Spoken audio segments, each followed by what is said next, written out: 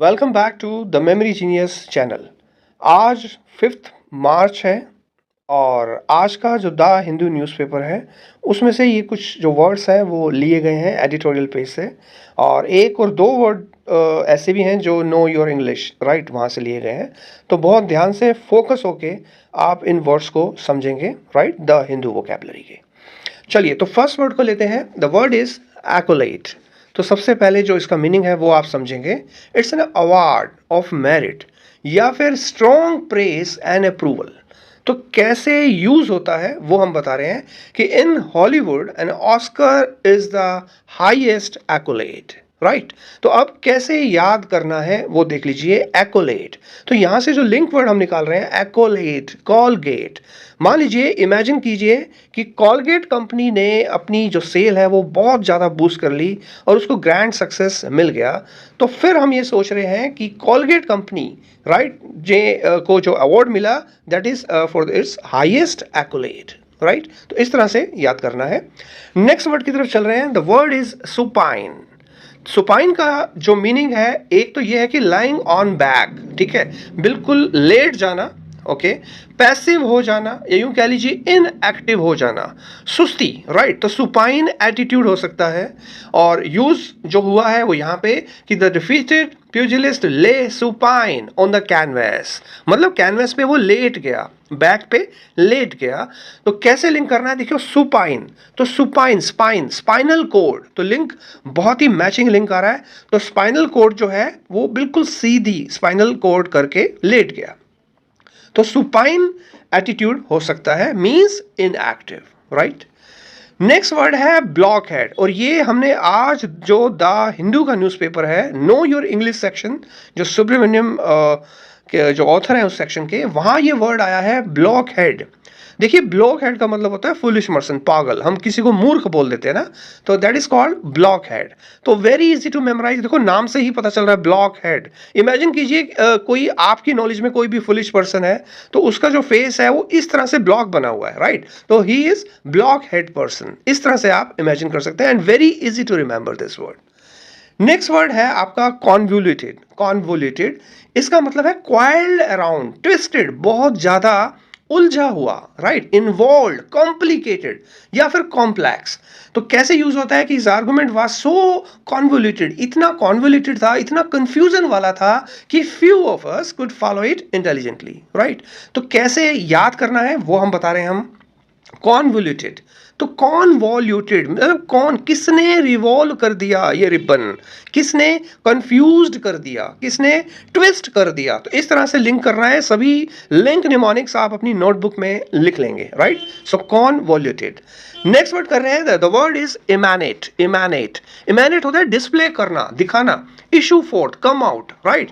कैसे यूज हुआ कि a strong odour of sulphur emanate from the spring, या फिर दिस मैन इमैनेट एंगर। तो एंगर को इमैनेट कर रहा है ना, तो इमैनेट थोड़ा सा ब्रॉक करेंगे वर्ड राइट। तो इमैन, मैन एट, मैन वर्ब है तो दिखा रहा है, डिस्प्ले कर रहा है राइट, इमैनेट। नेक्स्ट वर्ड है रिडंडेंट। रिडंडेंट का मीनिंग है यहाँ पे सुपरफ्लॉस, यानी बहुत ज्यादा अमाउंट में, वर्बस मतलब शब्दों से भरा हुआ, एक्सेसिवली वर्डी और जिसमें रिपीटिशन है। तो यहाँ पे री लगा हुआ है प्रीफिक्स में, तो जहां भी री है मैक्सिमम जगह वो चीज जो है वो रिपीटेटिव मैनर में है, बहुत ज्यादा है राइट। तो यहाँ पे ये यूज हुआ है रिडंडेंट वर्ड कि Bob was suddenly redundant.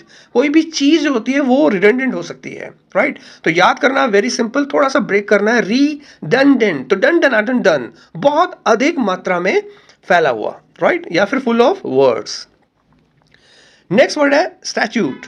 Statute इसका मतलब लॉ है, नियम है, या law enacted by legislature right. तो जो लॉ है उसको हम स्टैच्यूट बोलते हैं। The statute of limitation set the limits on how long you have to take legal action in the specific cases. तो इसको याद करना बहुत ईजी है। स्टैच्यूट, तो स्टैचू आ रहा है ना, स्टैचू आ रहा है, तो जज जो है वो लॉ जो है वो सुनाता है, साथ में स्टैचू लगा होता है जिसकी आईज में पट्टी है राइट, तराजू है, हाथ में बैलेंस है। तो उस स्टैचू के साथ बैठ के जो स्टैच्यूट है वो बोला जाता है या डिक्लेयर किया जाता है। तो इस तरह से लिंक करके आप इस शब्द को याद करेंगे। Next is enormity. इनॉर्मिटी ये बहुत अच्छा वर्ड है, बहुत ज़्यादा यूज़ होता है न्यूज़पेपर में। मतलब समझ लीजिए इसका जो मीनिंग है वो है ह्यूजनेस, मतलब बैड सेंस में यूज़ होता है और बेसिकली क्राइम के साथ बहुत ज़्यादा यूज़ होता है। इनॉर्मस क्राइम इस तरह से बोलते हैं, तो यहाँ एडजेक्टिव की तरह ये यूज़ हुआ, जैसे मैंने बताया कि इनॉर्मस क्राइम, तो एक्सेसिव वीकनेस, राइट। तो कैसे यूज़ होना है, he did not realise the enormity of his crime, तो उसकी क्राइम की जो सीरियसनेस है उसको रियलाइज नहीं कर पाया, राइट। तो अब याद कैसे करना है, बहुत आसान है। इनॉर्मल, देखो जो चीज नॉर्मल नहीं है, ओके तो वो चीज इनॉर्मल होगी, तो इनॉर्मिटी जिसमें नॉर्मेलिटी नहीं है, राइट। तो इनॉर्मस क्राइम। नेक्स्ट वर्ड है अनप्रेसिडेंटेड, राइट। तो ये सिंपल वर्ड है, बहुत बार यूज होता है, राइट। तो मैंने सोचा इस वर्ड्स को भी हमें सिखाना चाहिए यहाँ पे। तो it means that having no previous example, मतलब पहले कभी ऐसा नहीं हुआ। अगर मैं कहता हूं अनप्रेसिडेंटेड ग्रोथ पाई गई, राइट, सेल में अनप्रेसिडेंटेड ग्रोथ पाई गई कि ऐसी ग्रोथ पहले कभी नहीं हुई, राइट। तो ये जो है वर्ड यूज कैसे हुआ, the novel gone with the wind was unprecedented success, इतना ज्यादा बिका कि जो सक्सेस मिली वो अनप्रेसिडेंटेड थी।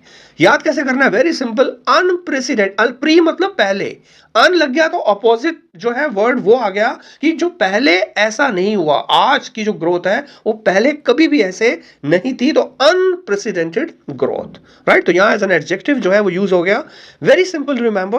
And the last word is draconian. Draconian rules होते हैं बेसिकली, जो बहुत ही हार्ड रूल्स कह लीजिए, कठोर नियम। जैसे पहले ब्रिटिश से जैसे गुलाम बनाया हमारे देश को, तो उन्होंने ड्रैकोनियन रूल्स बनाए, राइट, हमारे देश को गवर्न करने के लिए।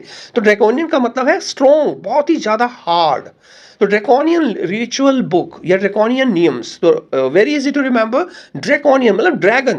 तो ड्रैगन अगर है मान लीजिए, और वो जो है ड्रैकोनियन रूल्स बना रहा है, गवर्न कर रहा है किसी सिटी को, ठीक है, तो it's just like a dragon. तो ये आज के वर्ड्स थे द हिंदू 5 मार्च 2025। तो इन सभी वर्ड्स को आपको नोट करना है अच्छे से और निमोनिक्स जो है रिवाइज करना है, right. So with these words, thank you so much, have a great day.